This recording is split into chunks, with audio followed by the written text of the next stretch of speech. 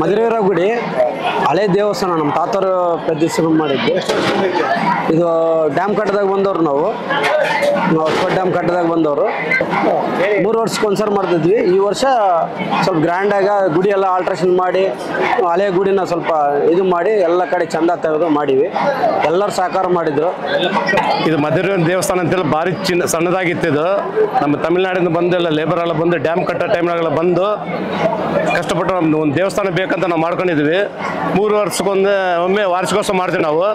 ಈ ಸಾರಿ ಭಾರಿ ವಿಜೃಂಭಣೆಯಿಂದ ಮಾಡ್ಬೇಕಂತೇಳಿ ಭಕ್ತರೆಲ್ಲ ಸದ್ಭಕ್ತರು ನಮ್ಮ ಸ್ನೇಹಿತರೆಲ್ಲ ಸಹಾಯ ಮಾಡಿದ ಸಲುವಾಗಿ ಎಲ್ಲ ಗ್ರ್ಯಾಂಡಾಗಿ ಮಾಡ್ತಾಯಿದ್ವಿ. ಮುಂದಿನ ವರ್ಷ ಕೂಡ ಚೆನ್ನಾಗಿ ಮಾಡ್ಬೇಕಂತ ಇದು ಮಾಡ್ತಾಯಿದ್ವಿ ನಾವು. ಎಲ್ಲರೂ ಸದ್ಭಕ್ತರು ಬಳ್ಳಾರಿ ಜನತೆ ಸಲುವಾಗಿ ಸ್ವೀಟ್ ಕೂಡ ಮಾಡಿದ್ವಿ. ಪೊಂಗಲ್, ಸ್ವೀಟ್ ಪೊಂಗಲ್ ನೈವೇದ್ಯ ಬೆಳಿಗ್ಗೆ ಎಲ್ಲ ಪಲಾವೆಲ್ಲ ಮಾಡಿದ್ವಿ. 1000 ಮಂದಿಗೆ ಅಲ್ಲ, 1000 ಮಂದಿಗೆ ವೆಜ್ಜು, 1500 ಮಂದಿಗೆ ನಾನ್ ವೆಜ್ಜು. ಇದು ಬಂದು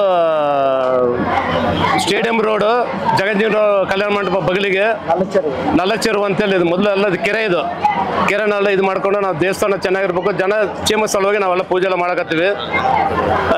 ತಮಿಳ್ನಾಡಿಂದ ಎಲ್ಲ ವಾದ್ಯ ಬೃಂದ ಎಲ್ಲ ತರಿಸಿದ್ವಿ. ತಮಿಳ್ನಾಡು ಕುಂಭ ಬಂದು ನಮ್ಮ ಏಳ್ಮಕ್ಕಳ ತಾಯಿ ದೇವಸ್ಥಾನದಿಂದ 30 ಸರ್ಕಲ್ ಮುಖಾಂತರ ರಂಗಮಂದಿರ ಸ್ಟೇಡಿಯಂ ರೋಡು ಮುಖಾಂತರವಾಗಿ ನಮ್ಮ ದೇವಸ್ಥಾನ ಬಂದು ತಪ್ಪಿದೆ. ಇದರಲ್ಲಿ ಸಾವಿರಾರು ಭಕ್ತರು ಬಂದು ಭಾಗವಹಿಸಿದ್ದಾರೆ.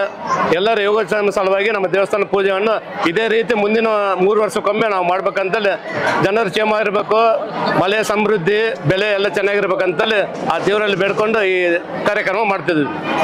ಬಳ್ಳಾರಿಯ ನಿರಂತರ ಸುದ್ದಿಗಾಗಿ ಬಳ್ಳಾರಿ ಬೆಳಗಾಯಿತು ಚಾನೆಲ್ನ ಸಬ್ಸ್ಕ್ರೈಬ್ ಮಾಡಿ ಹಾಗೂ ಬೆಲ್ ಐಕಾನ್ ಒತ್ತಿ.